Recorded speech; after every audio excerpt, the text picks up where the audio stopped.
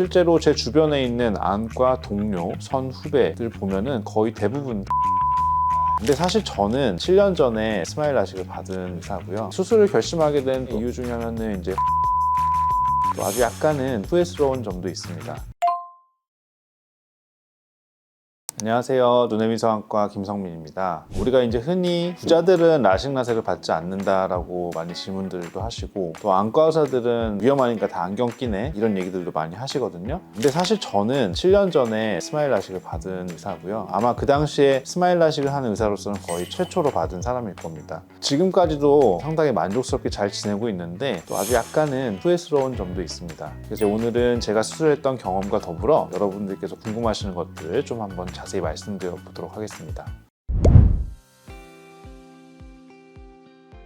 아직도 진료실에서 안과 의사들은 라식 라섹 받지 않잖아요 이렇게 많이들 문의 주시거든요. 이것은 완전한 오해입니다. 제가 조사한 바에 따르면 안과 의사들이 최소 일반인들에 비해서 5배 정도나 더 수술에 대한 선호도가 높다는 것이 미국의 한 연구에서 발표된 바가 있었고 또 이것이 기사화가 되었습니다. 당시 설문에 참여한 250명 정도의 안과 의사들에 따르면 본인이 이미 수술을 받았다라고 하는 케이스들이 63% 이상에 해당됐고 또 실제 본인의 가족들에게 수술을 권유하겠다라고 말씀하신 분들이 91%라는 아주 높은 비율을 보였습니다. 실제로 제 주변에 있는 안과 동료, 선후배들 보면은 거의 대부분 다 어떤 형태로든 시력 교정 수술을 받았기 때문에 저도 이러한 통계에 동의하는 바이고 따라서 일반인들께서 생각하는 것보다 안과 의사들의 수술 비율은 상당히 높다라고 할 수가 있겠습니다. 그러면 원장님 따님이 나중에 아빠 나 시력 교정 수술 받을래 이러면 시키실 건가요? 저도 당연히 시킬 겁니다. 하지만 이제 아이들의 눈 상태가 어떤지 지켜봐야겠죠. 어떤 형태의 골절 이상이 있는지 그리고 각막의 조건이나 이런 것들이 괜찮은지를 파악해서 적절한 수술만 선택할 수 있다면 저희 아이들에게도 강력히 권유하고 시킬 겁니다. 근데 아직도 많은 안과 선생님들이 안경을 쓰고 진료를 보세요 라고 하시는 분들도 계시거든요. 맞습니다. 실제로 그러고 계신데 여기서는 두 가지를 봐야 될 것 같아요. 첫 번째로는 그 안과 선생님의 눈 조건이 어떤지를 봐야 될 것 같고 두 번째는 나이 관련 부분도 생각을 해봐야 될 것 같아요. 환자분들께서 수술 원해서 오셔도 검사를 하다 보면은 눈 조건이 적절치 않은 엄청난 초고도 근시거나 뭐 각막이 약하거나 다른 눈 질환이 있거나 이래서 원하는 수술을 받지 못하는 경우들도 있잖아요. 그럴 경우에는 당연히 수술을 포기하게 되죠. 안과 의사들도 마찬가지입니다. 이제 본인이 원하는 수술이 있지만 눈 조건이 위험하다고 판단이 되면은 안 하게 되는 경우들도 있고 또 한 가지는 시력 교정 수술은 실제 30여 년 전부터 많이 활발하게 시행이 됐지만 스마일 라식 같은 경우는 한 10여 년 전부터 이제 많이 보편화됐거든요. 그 시기적인 어떤 부분을 놓쳐서 이미 노안이 와버린 경우에는 또 수술하기가 조금 애매합니다. 원거리 시력 교정 수술을 해도 가까운 부분이 불편할 수 있고 또 눈 조건에 따라서는 단순한 레이저 시력 교정 수술 대비 다른 수술이 더 유리한 경우도 있고 그런 것들을 다 고려했을 때 안경 끼는 게 그냥 무난하다고 판단이 되면 또 안경 끼시는 분들도 계시는 겁니다. 그래서 그럼 부자들은 왜 안경 끼는 걸까요?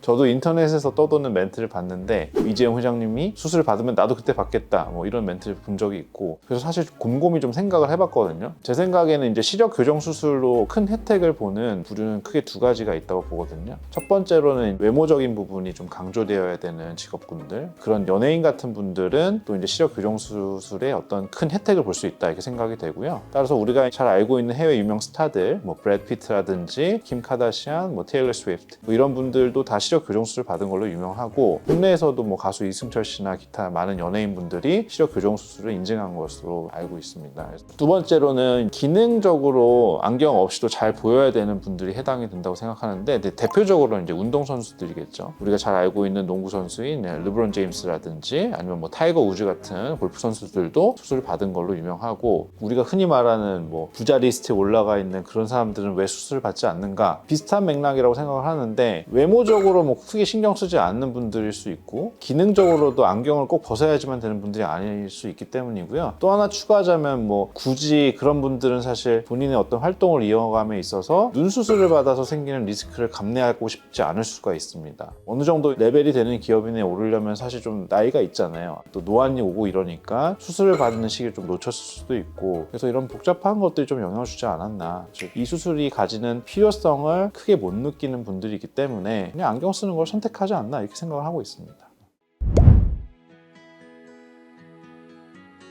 그럼 원장님은 왜 수술 받으신 거예요? 저는 이제 2017년도에 스마일을 받았기 때문에 지금은 이제 7년 차고요. 사실 어떻게 보면 나이로 따지면 좀 늦게 결정을 한 거긴 한데 사실 수술에 대한 생각은 그 전부터 있었어요. 당시에는 스마일 나오기 전이었고 아까도 얘기했던 뭐 라식의 부작용들 그다음에 수술 후에 뭐 퇴행이 나서 결국 안경 다시 낀다 이런 얘기를 많이 듣다 보니까 조금 꺼려지는 게 있었거든요. 이제 수술을 하고는 싶은데 정말 회복이 빨리 되면서도 좀 안전한 시력 교정 수술이 딱히 없다라고 생각이 되다 보니까 좀 미루고 미뤘는데 제가 이제 전문을 다 따고 보니까 스마일 라식이 이제 많이 데이터가 쌓이고 활성화된 거죠. 그래서 스마일 라식 이제는 제가 받아도 안전하다고 생각이 될 정도로 많이 보편화됐구나 라는 생각에 저도 받게 되었습니다. 각막 두께는 한 580 마이크론 정도였기 때문에 어떻게 보면은 무난한 조건이었다고 생각합니다. 그래서 라식도 라섹도 스마일도 다 받을 수 있는 상황이었음에도 불구하고 저는 가장 좀 안전한 스마일 라식을 택하게 됐고요. 그리고 수술을 결심하게 된 또 하나의 이유 중에 하나는 이제 환자분들이 이 수술을 받으면 어떻게 느낄까 이것도 한번 같이 경험을 해보고 싶었거든요. 제가 직접 경험을 함으로써 좀 더 잘 이해를 하게 되고 그로 인해서 환자분들이 어떤 생각을 가지는지 제가 또 어떻게 치료를 해드려야 되는지 이런 것들을 좀 잘 알 수 있는 계기가 되지 않았나 생각을 합니다. 저는 사실 수술을 제 병원에서 받았는데요. 그 이유는 사실 너무 명확한 게 스마일 라식으로 가장 유명한 병원이기 때문입니다. 저희 대표 원장님이 수술을 워낙 오랫동안 집도를 했고 또 그에 대한 연구도 많이 진행을 했기 때문에 그에 대한 확고한 믿음이 있었고 제 눈을 맡길 수 있을 정도로 이제 원장님을 신뢰하기 때문에 여기서 받았다라고 말씀을 감히 드릴 수가 있겠습니다. 그리고 수술 후에 불편한 건 없냐 많이 물어보시는데 저는 사실 뭐 심각한 부작용을 크게 겪은 건 없습니다. 다 예상 범주 내에 회복되는 과정 속에서의 자잘자잘한 불편감들 좀 건조한 거 당연히 있고요. 수술 후 초반에 약간 번지는 것들 당연히 있지만 그런 것들은 이제 잘 잡혀서 지금 매우 안정적으로 잘 생활을 하고 있고 제가 받은 걸 보고 실제 제 주변에 있는 안과 선생님들 저랑 친한 분들 스마일 라식 많이 받았어요. 그래서 저는 되게 좋다고 생각하고 제 주변 사람들에게는 아직도 추천합니다. 근데 이 안과 의사들은 라식 말고 라섹 받는다는 말이 있더라고요.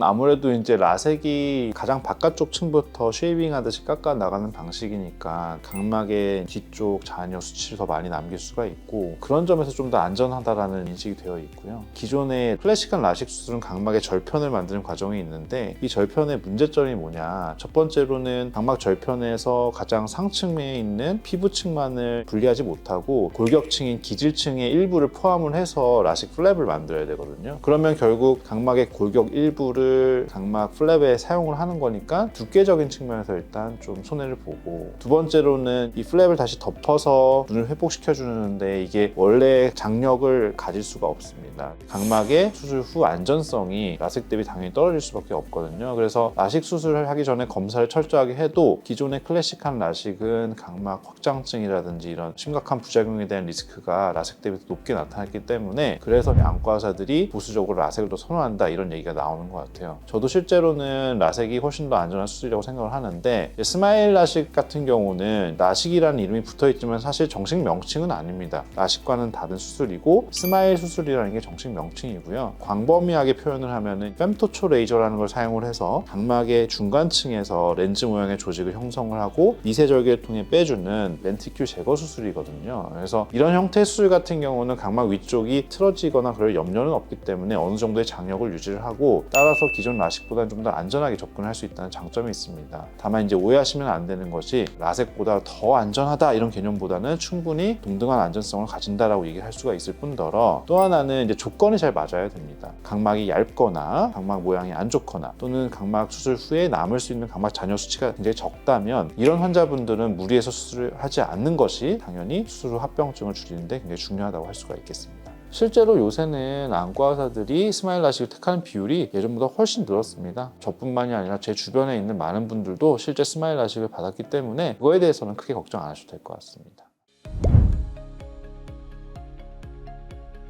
이제 라섹이 수술적인 접근법만 보면은 보수적이고 안전한 수술일 수는 있는데 그 수술적 접근 방법 때문에 가질 수 있는 이제 치명적 한계점이 있습니다. 대표적인 것은 이제 통증과 회복인데 우리가 아무리 통증을 줄이려는 노력을 해도 수술 방법상 통증이 생길 수밖에 없거든요. 피부층을 벗겨내고 레이저가 들어가서 화상을 입히는 것과 비슷하기 때문에 통증 반응이 당연히 생기고 서서히 상처 치유 반응을 통해서 아무는 거기 때문에 회복이 느릴 수밖에 없습니다. 그래서 그 과정에서 생길 수 있는 합병증도 수술들도 있고요. 스마일 같은 경우는 이런 새로운 레이저를 도입을 함으로써 라섹에서의 한계점을 좀 극복하고 좀 더 다른 형태로 편안하고 안전하게 수술을 할 수 있게 된 것입니다.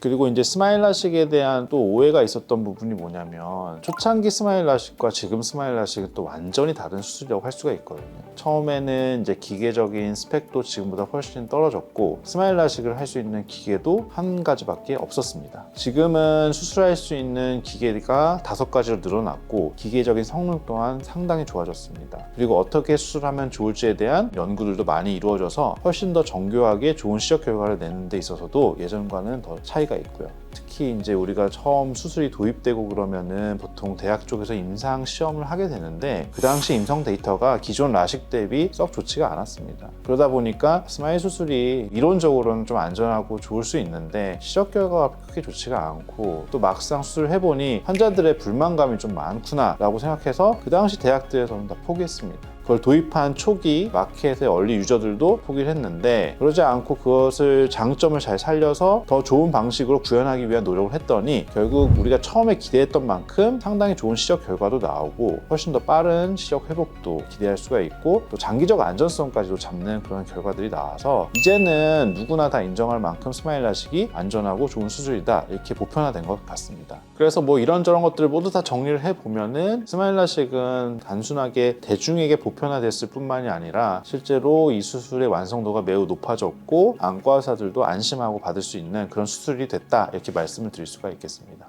그러면 이제 요즘 안과 의사 사이에서 유행이다 하는 수술이 뭐 따로 있을까요? 사실 수술에서 유행은 중요하지 않다고 생각합니다. 스마일 라식이 보편화된 건 맞지만 유행이라서 이걸 택해야 된다는 잘못된 것이라고 생각을 하고요. 눈 조건에 맞는 수술이 행해져야 된다고 생각을 합니다. 그래서 안과 의사들도 마찬가지고 일반 환자분들도 마찬가지고 어떤 수술을 택함에 있어서는 철저한 검사를 통해서 내 눈 조건을 파악하고 그에 맞는 수술을 정하되 다만 우리가 가진 옵션들이 클래식한 라식, 라섹 뿐만이 아니라 스마일 그리고 또 스마일에서 더 발전된 여러 가지 형태의 스마일이 지금 많이 나오고 있으니까 그런 많은 옵션들을 다 염두를 해두고 그 중에서 적절한 것을 잘 선택하는 것이 예전보다 훨씬 더 중요해졌다 이렇게 말씀을 드릴 수가 있겠습니다. 조금 더 솔직하게 말씀드리면 안과 의사도 사람인지라 만약에 내가 모든 수술이 다 된다고 하면 당연히 아프고 회복이 느린 수술은 좀 꺼려지겠죠. 안전한 조건 내에서 똑같은 시력 결과와 좀 더 편안함을 가져갈 수 있다면 스마일은 굉장히 좋은 선택이라고 할 수가 있겠고 장비가 또 많아진다는 건 근데 좀 한편으로는 또 생각해야 될 부분이 많아지는 거긴 하거든요. 그래서 내가 이 장비의 정확한 스펙을 잘 파악을 하고 이 장비로서 어떤 임상 결과가 잘 나오는지 잘 파악해줘야지만 그만큼 환자분들한테 성능적 혜택이 돌아가는 거기 때문에 이런 것들을 열심히 노력해서 파악하고 또 적용할 필요가 있겠고 아무래도 최신 장비다 보니까 이런 것들에 대한 질문들을 많이 주세요. 주변 안과 선생님들이 이런 장비를 어떻게 활용하면 좀 더 나은 결과가 나올 수 있겠느냐 초기 결과가 상당히 좋던데 어떤 점을 다르게 수술했길래 이렇게 결과가 좀 다르게 나오냐 이런 것들을 많이 문의 주시는데 그만큼 수술이라는 거는 그 특정 수술에 대한 데이터와 또 경험이 중요하다고 생각합니다. 저희는 13만 케이스 이상의 풍부한 스마일 라식 경험을 가지고 있기 때문에 저희가 가진 장점들을 잘 활용해서 이 신기술들을 잘 접목하면은 앞으로도 환자분들께 더 많은 혜택을 드릴 수 있을 거라 생각을 하고 또 장비들이 그대로 스펙이 멈춰 있는 게 아니라 계속 업그레이드가 돼요. 그런 것들도 항상 트렌드에 놓치지 않게 잘 따라가면서 환자분들께 더 나은 혜택을 제공할 수 있도록 항상 노력하겠습니다.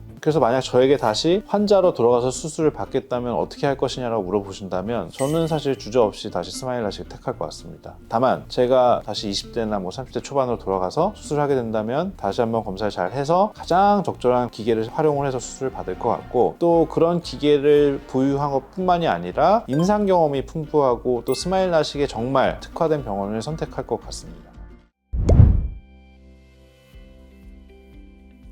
오늘은 많은 사람들에게 항상 논란이 되어온 안과 의사는 수술 받지 않는다 이런 얘기들에 대해서 한번 쭉 다뤄봤는데 한 문장으로 정리하자면 본인의 선택이고 자기의 어떤 취향이다 라고 말씀드릴 수가 있겠습니다. 그래서 환자분들께 항상 말씀드리는 게 내가 A, B, C 이런 세 가지 수술법을 가지고 고민하시기 이전에 이게 선택적 의료 행위인 만큼 본인한테 충분히 필요한 것인지 내가 충동적으로 수술을 받는 건 아닌지를 잘 고민해 보시고 다만 이제 수술을 받았을 때 장점은 정말 많다는 것을 제가 이미 스마일 라식을 받은 선배로서 말씀을 감히 드릴 수 있기 때문에 안전하고 좋은 수술을 주는 조건에 맞게 잘 선택을 하신다면 큰 혜택을 누리면서 인생을 좀 편안하게 즐길 수 있지 않을까 또 생각을 하고 있습니다. 고민이 되는 부분이 있으시다면 저희 병원에 오셔서 저랑 만나서 상담하셔도 되고요. 뭐 댓글 같은 거 달아주시면 저희가 가능한 선에서 최대한 빨리 답변을 드리도록 하겠습니다. 눈의미소안과 김성민이었습니다. 감사합니다.